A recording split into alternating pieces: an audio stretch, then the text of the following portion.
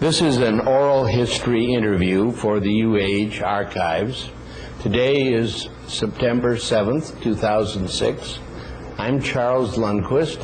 We have with us today George Bucher, Dr. George Bucher. George, delighted to have you here today. Chuck, it's good to be here.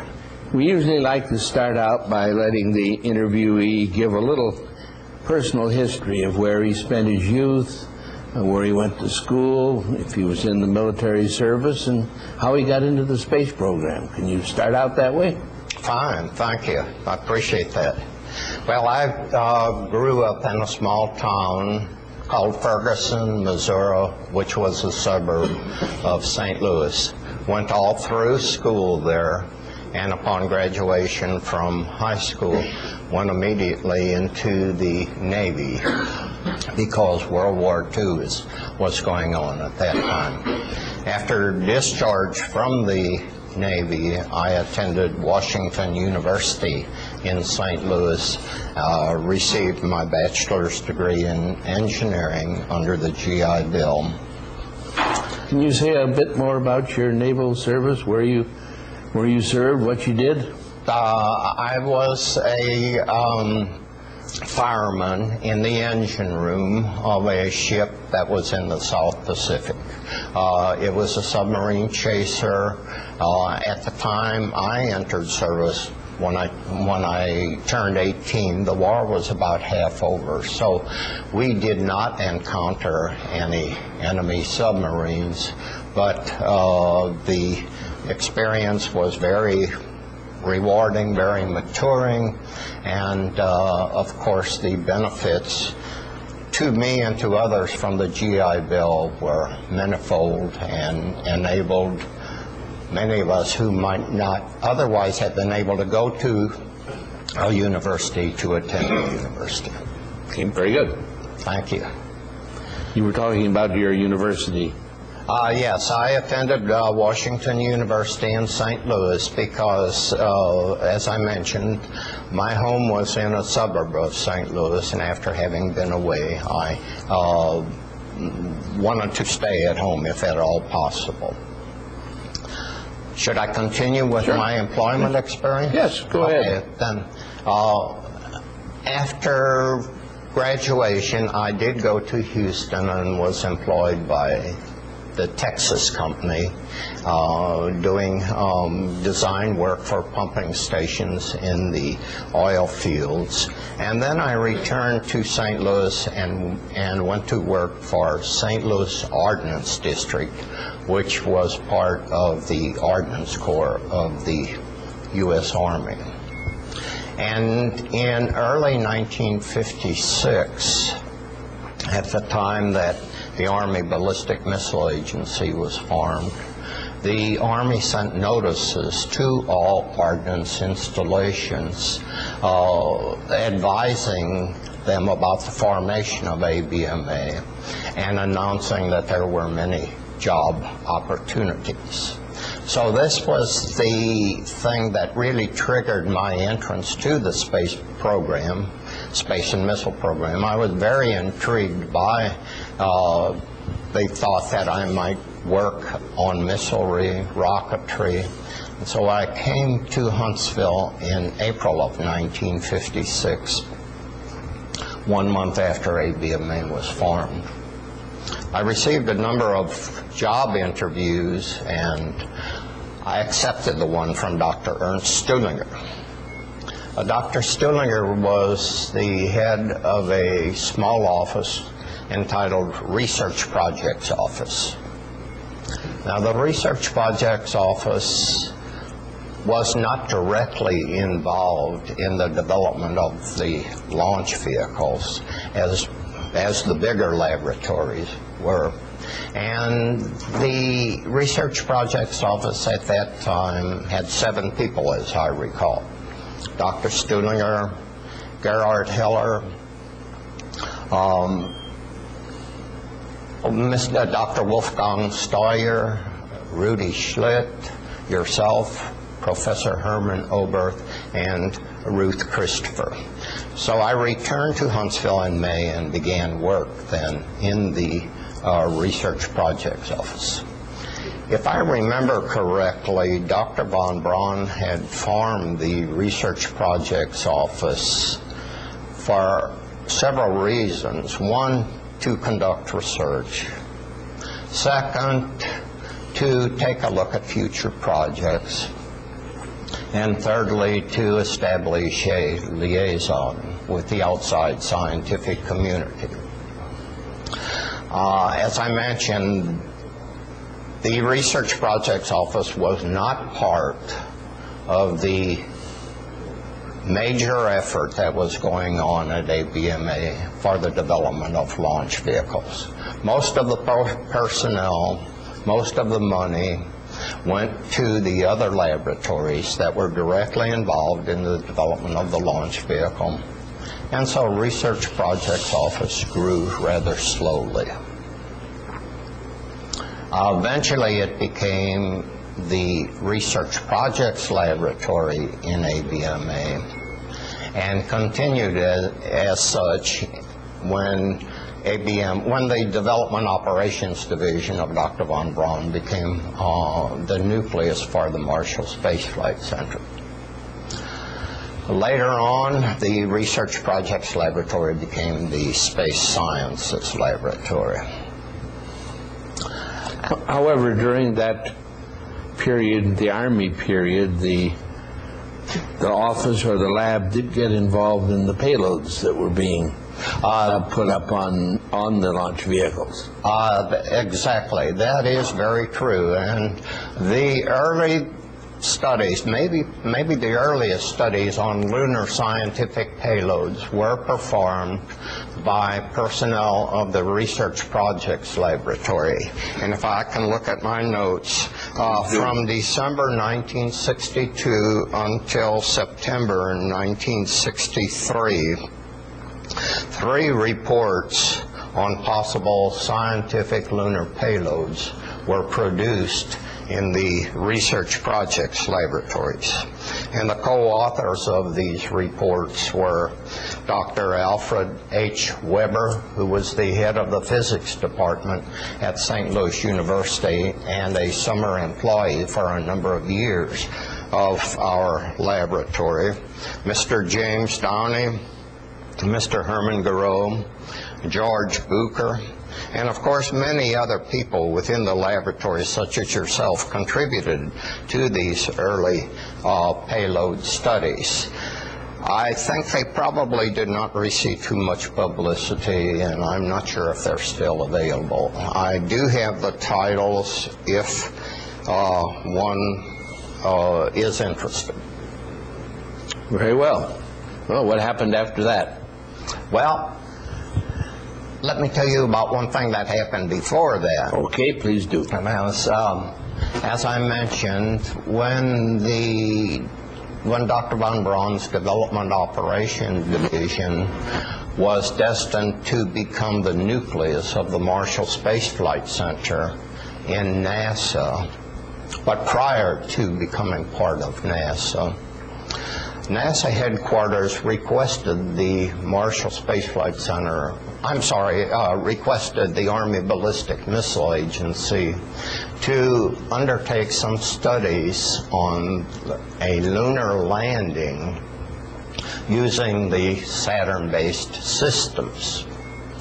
And many laboratories contributed to those studies, but the Research Projects Laboratory was asked to coordinate the studies. 2 reports were produced. One in October 1959, and then a more comprehensive one in February 1960. These reports were classified secret because, as I recall it, the guidance and control, the trajectory, and the landing sequence information was classified because the United States was still in a race with the Soviet Union to land a man on the moon. So consequently, the distribution was also very limited. It went to some key people in ABMA and also to NASA headquarters. From a personal standpoint, this was very educational and interesting for me because it gave me an opportunity to go to the laboratories, to sit down with the people who had made contributions to the study, and during that activity I broadened my acquaintance with key people and also learned an awful lot about rocketry. Speaking of key people, you mentioned Herman Oberth. Do you have any thoughts or remarks about him you'd like to make?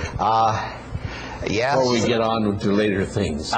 Yes, I do have a number of things about Professor Oberth that may not be too well publicized, but were very, very rewarding to me. As I had mentioned, Professor Oberth was a member of the Research Projects Office and later the Research Projects Laboratory. If I remember correctly, it was in 1955 when Dr. von Braun invited Professor Oberth and his wife to come to Huntsville to join the von Braun group. And so I met Professor Oberth for the first time in early 1956 when I came to Research Projects Office. Now in October 1957, Sputnik was launched. And there was a lot of publicity nationwide about our space program. And part of that publicity dealt with the fact that Professor Oberth would probably return to Germany in 1958 to accept a small pension from the German government based upon his teaching there. So at that time, I was contacted by a Mr. Paul Weil, W-E-I-L, of St. Louis, who was a very wealthy benefactor of Washington University. Mr. Weil proposed to endow a chair at Washington University for Professor Oberth, if indeed Professor Oberth chose to stay in the United States. So Professor Oberth said that he would consider the offer, and in March 1958, Professor Oberth, his wife, and I traveled to St. Louis. There was a good bit of publicity in the St. Louis papers on March 5th and 6th about the visit, and they did mention that we visited Washington University, but there was no mention of the proposal for an endowed chair because this was not to be publicized. So Professor Oberth was given a tour of Washington University. He received a very generous offer for stipend for his chair, with the provision that he could do whatever work he wanted at Washington University. Professor Oberth said that he was honored by that offer and that he would give an answer in several days. Now, as we returned to Huntsville, Professor and Mrs. Oberth said that they had decided that they would go to Germany and not accept the offer at Washington University. Partly because their immediate family, their extended family, had had a very difficult time during World War II, partly because they wanted to be near their daughter in Nuremberg, and partly because they did not want to be isolated in St. Louis without friends and family. So in late 1958, the Oberths returned to Germany. Excuse me just a minute, Sure. please.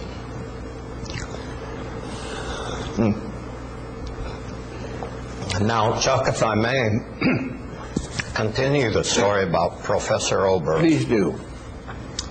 In the early 1960s, Dr. von Braun was receiving many honorary doctorates. And someone in his office, maybe Dr. von Braun himself, proposed that maybe one of these colleges or university would award an honorary doctorate to Professor Oberth, because even in 1960, he had not received a doctorate. And to give you a little bit of background, which is well documented, excuse me please, his dissertation, which was submitted to the University of Heidelberg, was turned down. It dealt with the principles of rocketry and travel in interplanetary space. Now, Professor Oberth published this book on his own, The Rocket to Interplanetary Space, in 1923, 1 year after his dissertation was turned down by the University of Heidelberg. This book, the history books tell us, was really the trigger for the growth of rocketry in Germany. And it was one of the things that influenced Dr. von Braun to begin work in rocketry.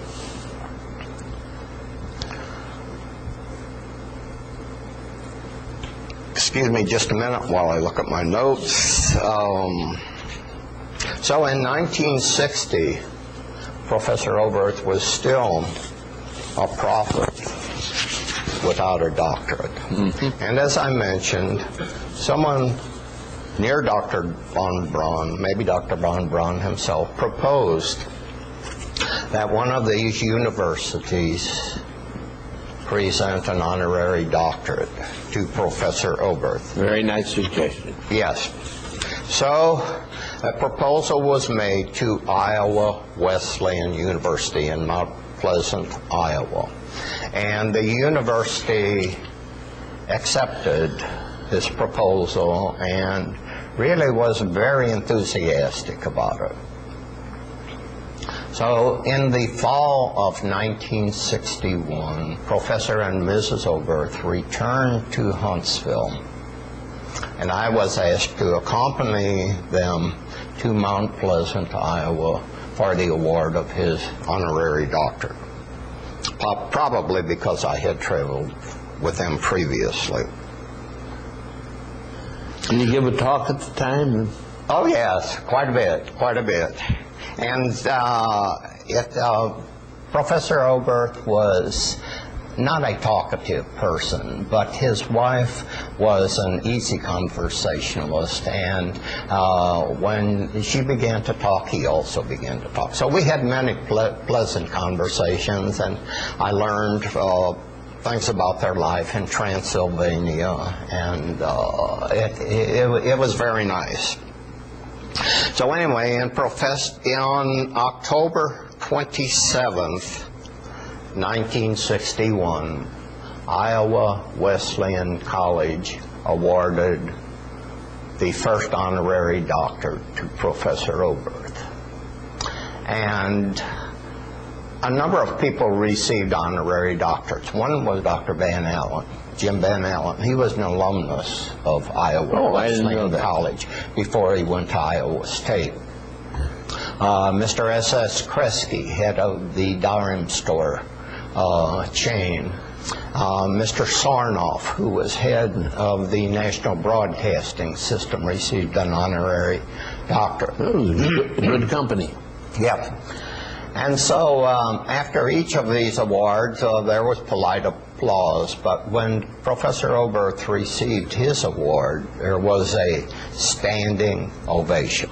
Oh, nice. Very, very touching for those persons who were familiar with Professor Oberth's background. Now, when I returned to Huntsville, I made a trip report about the trip to Iowa Wesleyan College, but it had very limited distribution. Dr. von Braun, Dr. Rees, Dr. Jerry McCall, Dr. Ernst Stuhlinger, and Mr. Conrad Dannenberg. I do not have a copy of that report anymore, but it just so happened that in 1974, a Professor Peter Horwath, Horwath, visited the Marshall Space Flight Center, and he wanted to gather information about Professor Oberth for inclusion in a chapter that he was writing for a book. He met with Dr. Stuhlinger and with me and with several others, and as a result, in this book, and the title will be shown later, it is called The German Contribution to the Building of the Americas. It was published by Clark University Press in 1977. The chapter by Professor Horwath is called Herman J. Oberth, the Father of Space Travel, American Perspectives. So a copy of my trip report, along with the citation from Iowa Wesleyan College, is included in this chapter, together with some original material from Dr. Stuhlinger about his memories of Professor Oberth. I'm glad you mentioned that. I've never heard of that document. Well, not many people have, I imagine. Probably not, Chuck. And that's one of the wonderful things I think about this oral history. It enables one to set forth some of the happenings that could have very easily slipped through the cracks in very much so, yeah. Early days. There's also a letter in that chapter that Dr. von Braun had written to Professor Oberth. It was said to be a handwritten letter. So that's the story of my experiences with Professor Oberth, and they were extremely rewarding and very, very pleasant. You probably had as many contacts with him as any of the American possibly. Now, Chuck, one other thing that did not receive much publicity, but to me is important to be known on the record, is that members of the Research Projects Laboratory taught what is probably the first comprehensive course on space science and astronautics in a major university. Well, please tell about that. All right. Please, thank you. You remember I mentioned Mr. Paul Weil, benefactor of Washington University. After the Oberths returned to Germany, Mr. Weil proposed to Dr. Stuhlinger that members of the Research Projects Laboratory teach a course in space science and engineering at Washington University. Dr. Stuhlinger brought this idea to Dr. von Braun and to others, with the result that he was told that it was okay to go ahead with it, but that any participant from Research Projects Laboratory could not prepare any of his material on government time. It all had to be done on their personal time. Their travel to St. Louis to teach the course had to be done taking annual leave, and that it would be strictly a private endeavor. Now, unfortunately, I do not remember the names of everyone that taught in the course, but the course was offered during 2 semesters at Washington University in St. Louis in the fall of 1960 and the spring of 1961. And as I mentioned, we believed at the time that this was the first such course offered at a major university by people that were really working in the space program. After the course had been taught, Dr. Gustav Mesmer, M-E-S-M-E-R, of Washington University wanted to publish the lectures in the form of a book. Due to the press of other things, and believe me, that was a busy time, not all lecturers were able to prepare manuscripts on the material that they presented. However, a number of them did undertake this effort, and the results were published in a book, and this is going to be shown after at the end of this interview. Now, there was published a book called Space Science and Engineering by McGraw-Hill in 1965. It was edited by Ernst Stuhlinger and by Gustav Mesmer. The persons who had taught in the university course and who prepared manuscripts are the following, and I'll read in alphabetical order: George Bucher, Rudolf Festa, Charles Lundquist, yourself, Robert Seitz, Russell Shelton, Alfred Weber, who, as I mentioned, was head of physics department at St. Louis University, and Dr. David Woodbridge. So again, it may not be widely known that members of the Research Projects Laboratory and of ABMA taught that first comprehensive course on space science and engineering. Do you remember anything about the background of Dr. Mesmer? Dr. Mesmer was German. I do not recall, Chuck, the details of his schooling. He was head of the Seaver Institute of Technology at Washington University, which I believe dealt primarily with research in the physical sciences as well as engineering. I believe he was one of the paperclip scientists brought over. I've run across his name in some of that literature. Really? Yes. That I did not remember. I'm glad you brought that up. Yeah. I don't remember the details of where he went, but I believe he was one of the paperclips. Very good. Okay, I did not and remember. knew von Braun before he came to the United States. Yeah. Very, very good. Well, now, Chuck, there's one other thing I'd like to talk about, if I may. Please do, yes. I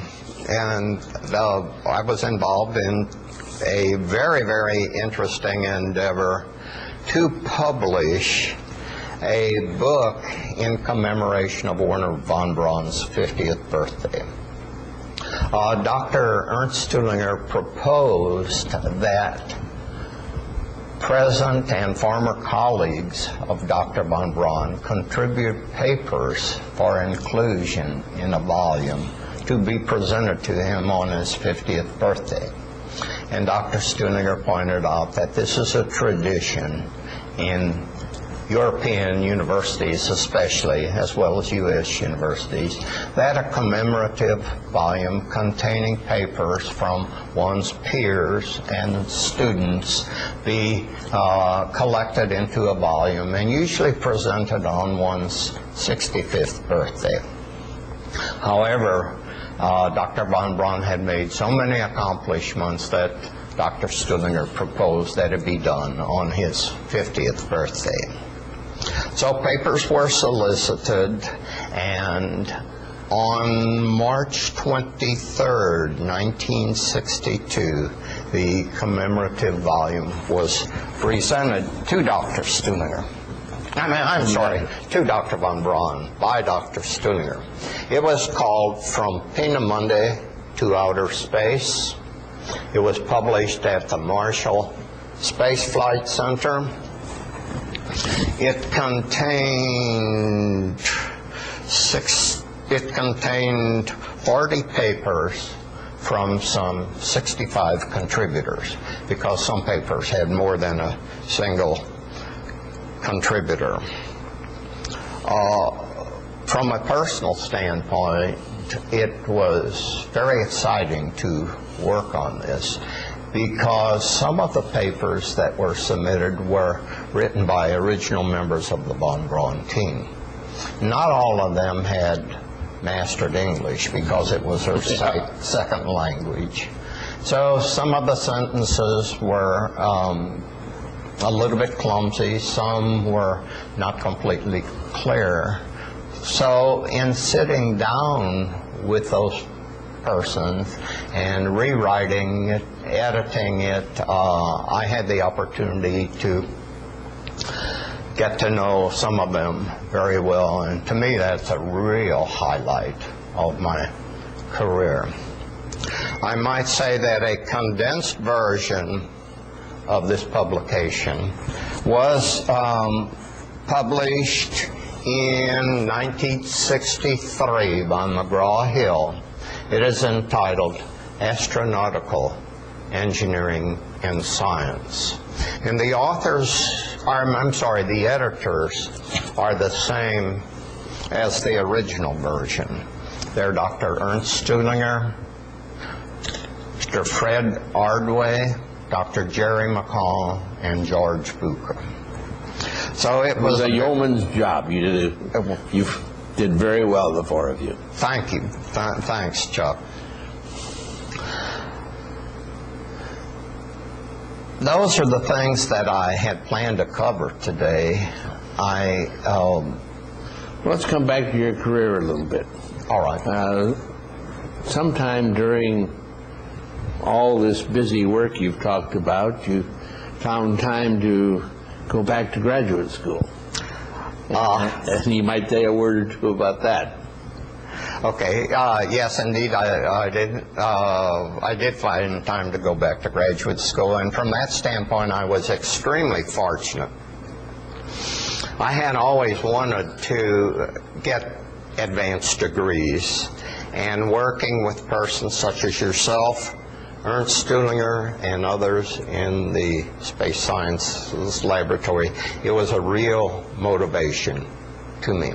So I took as many courses as I could at night here at UAH, and including a year of French from a foreign language. And then I applied for a program that the government had, whereby one could get up to 1 year of off-the-job training if that training was directly related to one's work, and if one signed a commitment to remain for at least 5 years after that. Dr. Stullinger endorsed my application for this program, and very fortunately, very, very fortunately, my application was approved. I talked to Dr. Stullinger and said that I could go in two directions, either in the management direction, because that was the kind of work I had been doing with him primarily, or I could go into engineering physics. Dr. Stullinger said he wanted to think about it for a few days, and well, he came back and he said, we've got physicists, we've got chemists, we've got engineers, but we do not have any managers. He said, I would like for you to get your doctorate in management. So then I had to find a school that would accept me with my engineering bachelor's degree and master's degree. There weren't too many. Business schools did not want to talk to a lowly engineer without having him start all over again. But finally at Oklahoma State University, there was a man who headed up the Department of Industrial Engineering and Management. His philosophy was that engineering and scientific organizations should be managed by engineers and scientists. So I thought, wow, this is for me. So I went to Oklahoma State and attended 3 semesters there. I had to use all my annual leave, and wrote my dissertation in absentia, and so was very fortunate to receive my PhD. I might continue if I could. Yes, please do. I felt that many people had been extremely generous to me and had influenced my career greatly, and if I could do just a little bit of payback, then I wanted to try to do that. So I initiated, so at the request of people from the Department of Industrial and Systems Engineering here at UAH, I introduced 2 courses which now fall under the banner of engineering management, and taught those courses at night for some 16 years. They were graduate courses. 16 years. 16 I knew you had taught them, but I didn't know it had been that long. That's a real record. From 1956 until, no, I'm sorry, from 1965 until 1981. And the people in industrial and systems engineering were very, very generous to me, and I received an adjunct appointment and retired as adjunct professor from UAH. But some of my students were from the Marshall Space Flight Center, and some of them were from the Army and elsewhere. And one of the big rewards I received was seeing those people gradually become very proficient as project managers, for example. And some of them said they learned a lot of that in my courses. So it was very, very satisfying. Just as an aside, you had a brother that was around here too, didn't you? I had a brother. He was head of the Administrative Sciences program here at UAH. And yes, he was here for a number of years while I was still at the Marshall Space Flight Center. Yeah. So the Buchers contributed a good deal to the development of the University of Alabama in Huntsville. Well, I hope it wasn't to the downfall. No, I'm sure it wasn't. No, they were very satisfying years, and as I drive around the campus today, I'm impressed and somewhat amazed to see the growth, and especially when trying to find a parking space this morning, I'm impressed by the large number of students and faculty here at the university. Well, let's go on with your career. You ended up in the 9th floor of the Marshall Center for quite a while. Are you ready to get to that, or are there things in between you want to talk about? I'll try to cover that a little bit hurriedly. I don't want to prolong this too much, but after I joined the Research Projects Laboratory, gradually there evolved a relationship between Dr. Stuhlinger and myself, and I became his assistant, and the relationship was one wherein we divided the work that came into the office of the director. All of the scientific, the technical things, of course, were handled by Dr. Stuhlinger. Those that dealt with management, administration, more or less went to me. Budgets? I'm Budgets? Sorry. Were the budgets your problem? Budgets were part of my problem, unfortunately. That was a not so pleasant aspect. All right. I had to bring that up anyway. Yeah, well, good thought. But Ernst Stuhlinger and I worked very well together, in my opinion. And we continued for 22 years.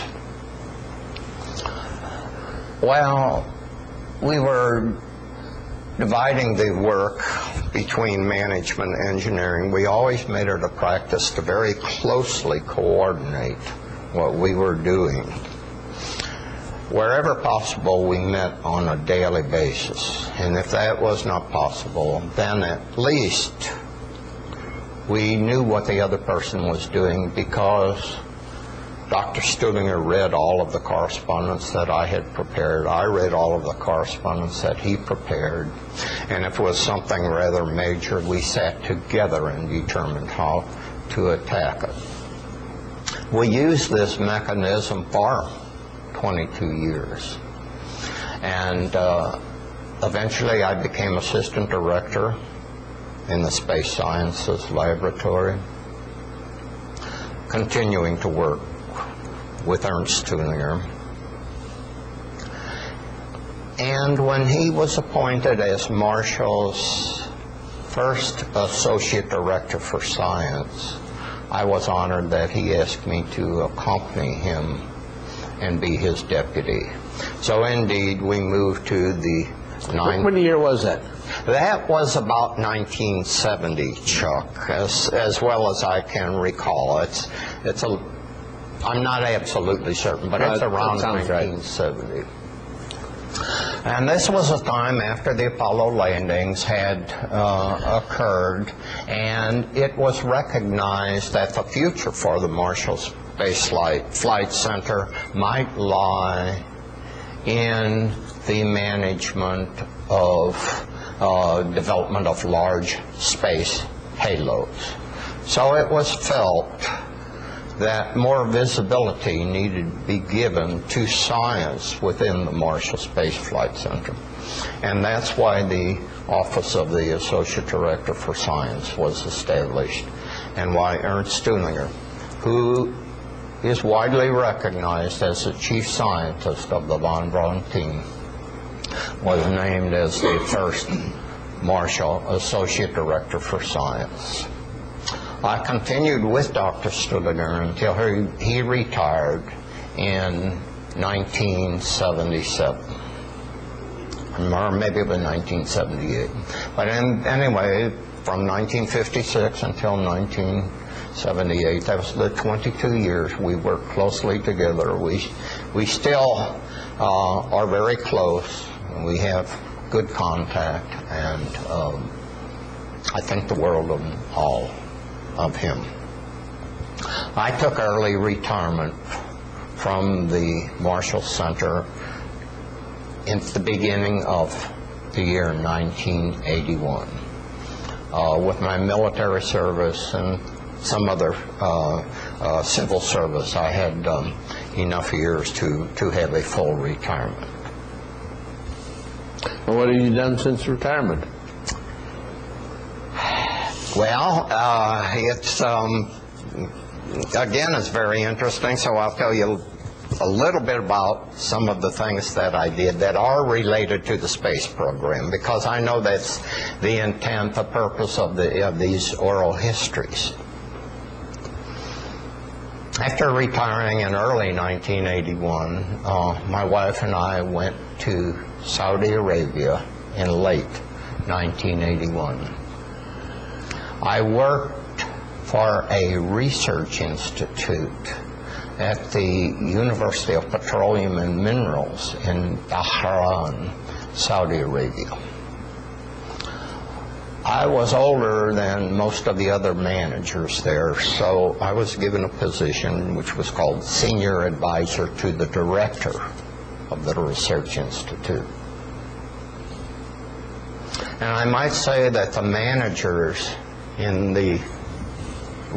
that research institute were among the first crop of young Saudis who had been sent overseas to get their doctorate. And they, go ahead, please. Well, I was just going to say, wasn't Bill Pickering involved in?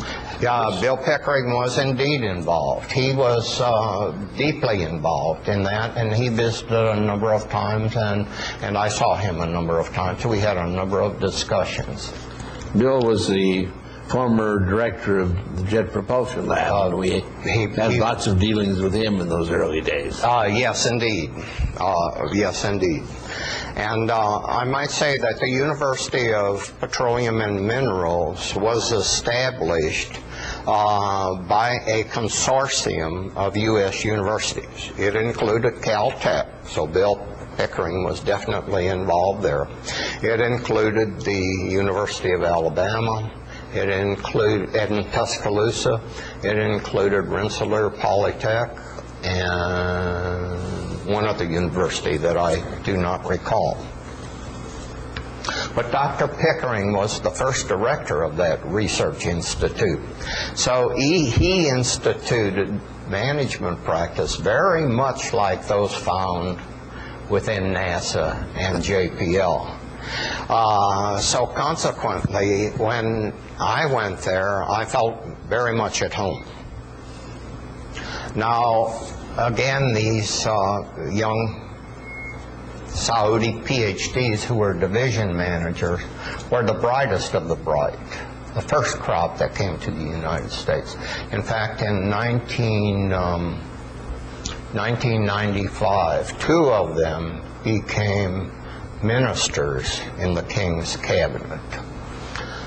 Well, anyway, they had graduated from Harvard, Princeton, Stanford, University of Oklahoma, and that's about as much as I recall. But they did not have any training in management.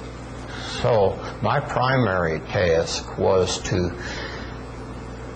teach management by actually doing it. So some of the things that we did was to establish a long-range plan for the Research Institute, to establish a critical staffing plan, to establish a management information system so that top management would be aware of everything that was going on, to establish standards for reports and publications, and to set up a review committee for them to be sure that they were of high quality before they left the Research Institute. Now my boss, Dr. Abdullah Dabah, became director of the Research Institute after Dr. Pickering returned to the United States. But Dr. Pickering came back on an annual basis, and so he continued his hand in the operation of the Research Institute. Now, in early 1985, the royal family contacted Dr. Dabah, my boss, and told him that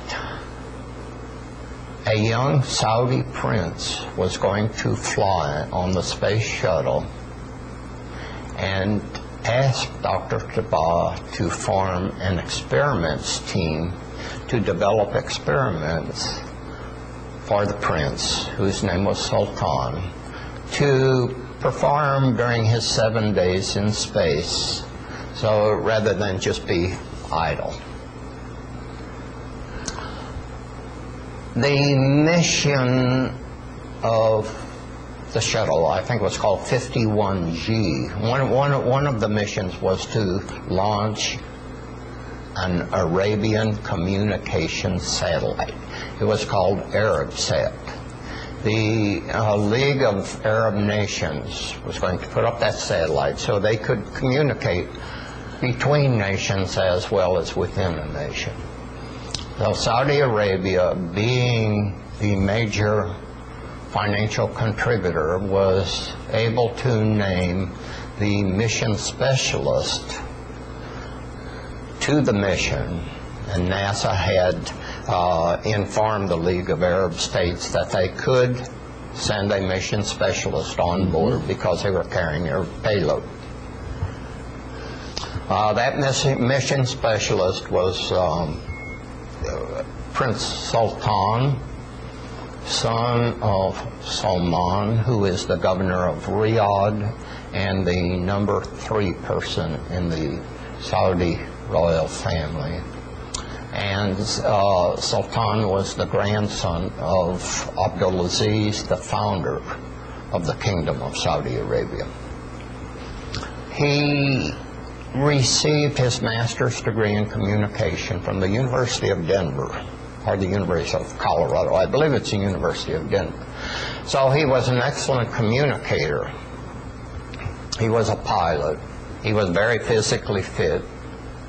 He was an ideal person to be a mission specialist.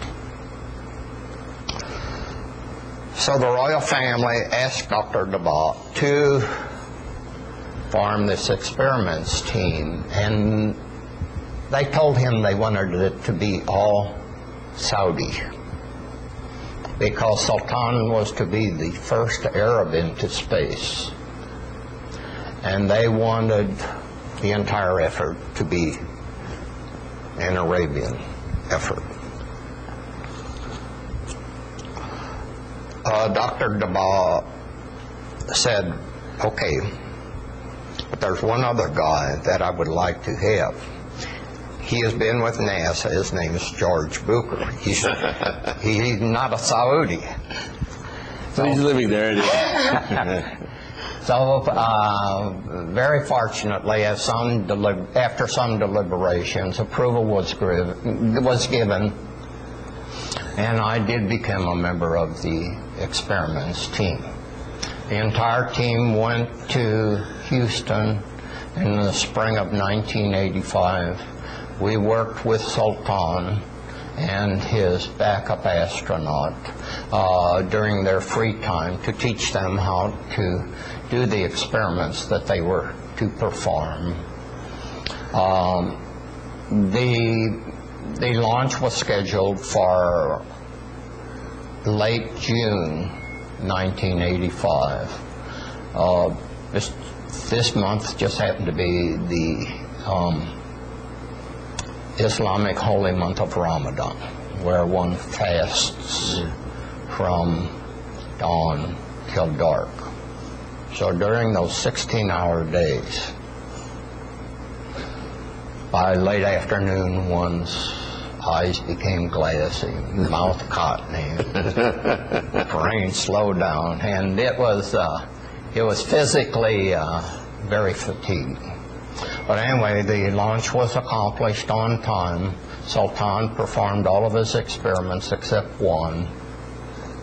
They were successfully accomplished, and the mission was deemed a success because the Arab satellite had been launched as one of its objectives. When Sultan returned to Earth, he went through a debriefing in Houston, and he was very much in demand in the Arab countries. They all wanted him to visit. It was decided that he would visit 3 cities in Saudi Arabia, and he insisted in the very generous way of an astronaut of the Arabs. Excuse me for stumbling here. In the very generous way of the Arabs, he insisted that all members of the experiments team accompany him on his tour of these cities. So when we returned to Saudi Arabia, upon landing, we were met by King Fahd. And King Fahd announced that all members of the experiments team, as well as Sultan and his backup astronaut, would receive the Saudi Arabian Medal of Achievement of the first degree. This medal comes in 4 degrees. The first degree is the highest. Again, in their very generous way, they included me in the award. And when I was given my medal, I was told I was the first non-Saudi who had received it. Well, that's a great honor. Thank you. It was a great honor, and it was a great finale to my activities in space. And since I can't top that, should we conclude here? Well, is there any last words you'd like to give the new folks, the new generation that's about to try to go back to the moon and do other things? Any parting advice or remarks? I might say, do the very, very best job you can. During our days, esprit de corps was very high, largely because everyone was working at their utmost, was trying to make a contribution. This personal commitment on the part of everyone involved, in my opinion, was instrumental in leading to the success of the Marshall Space Flight Center and to the missions to the moon. And so all I can say is try hard, work as a team, and pay attention to every single detail, and always remember the goal you're working for. Well, that's a very fine way to close the interview. We surely thank you for coming today, and you've mentioned lots of things that I don't think were in the public record previously, historically, so we thank you for doing that. Well, thanks, Chuck. That's one of the things I hope to accomplish today. There's one other thing that I did not mention. No, I'm sorry. I've covered everything. Cut that out. All right. I guess that concludes the interview then, and thank you again. Thank you, Chuck.